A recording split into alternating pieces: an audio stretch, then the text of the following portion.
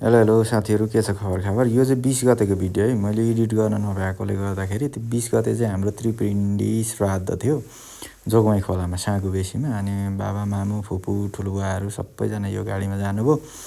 अनि हामी पनि 3जना थियौँ, म स्वस्तिका अनि भान्जी, सानी भान्जी, अनि हामी 3जना चाहिँ बाइकमा थियौँ।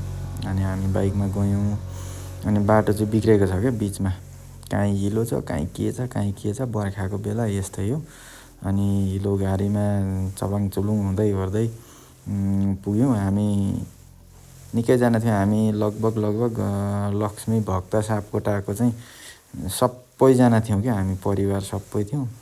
अनि म यहाँ भिडियो खिच्दै थिएँ, अनि भान्जीलाई जिस्काउँदै थिएँ क्या, हाम्रो भान्जी सानी मान्छे। अनि बाटो चाहिँ पुरा बिग्रिएको छ, गान्द्राङ गुन्द्रुङ छ। अरू दिन सबै दिन पानी परिरहेको थियो, यही दिन चाहिँ घाम लागिरहेको थियो क्या, पुरै घाम लागिरहेको थियो। अनि यो चाहिँ मही खोला। अनि यहाँ चाहिँ बाटो पुरै बिग्रिएको छ क्या। अनि यहाँ 3जना सकिँदैन थियो। अनि म एक्लै पाएँ, अगाडि पहिले 2जना माइजू र भान्जी चाहिँ हिँडेर निस्किए 2जना, अनि म चाहिँ बाइक लिएर पछि एक्लै आएँ। अनि यो चाहिँ ऋषि मोडबाट उता लागेपछिको बाटो है। यता चाहिँ फेरि राम्रो छ बाटो, अलिक परसम्म, फेरि त्यहाँदेखि उता फेरि बिग्रिएको छ। अनि यो चाहिँ ठिक्क उहाँ पुगेर यसो मिलाउने ओर्ने कामहरू हुँदै रहेछ। अनि यहाँ चाहिँ हामी काका काकी ठुलो बुवा ठुलो मम्मी सबैजना, हामी सापकोटा बन्धु जति, हाम्रो परिवार जति हामी सबै भेला भएको थियौँ जोगमाई खोलामा। अनि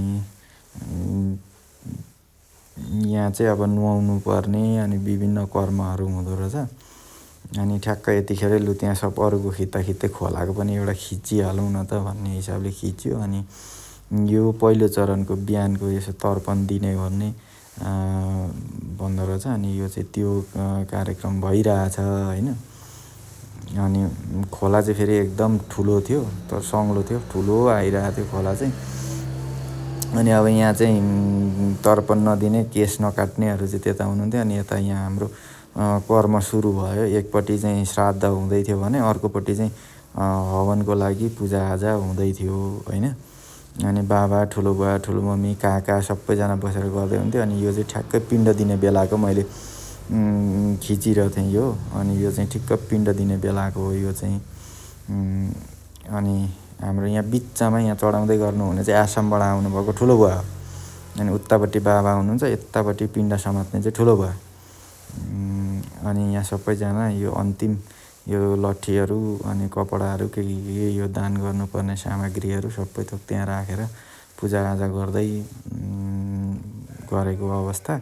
अनि त्यस पछाडि यो चाहिँ अब यो औषधि हुँदो रहेछ कि, यो विभिन्न यो पलास आँप बर पिपल डुम्री यो सबैको पत्ताहरू बोझो यो सबैहरू चाहिँ यो कुच्याएर त्यसको झोल निकालेर अनि त्यसमा पानी थपेर अनि त्यसले चाहिँ नुहाउनु पर्दो रहेछ खोलामा बसेर। अनि यो चाहिँ त्यो नुहाउँदै गरेको बेलाको हो।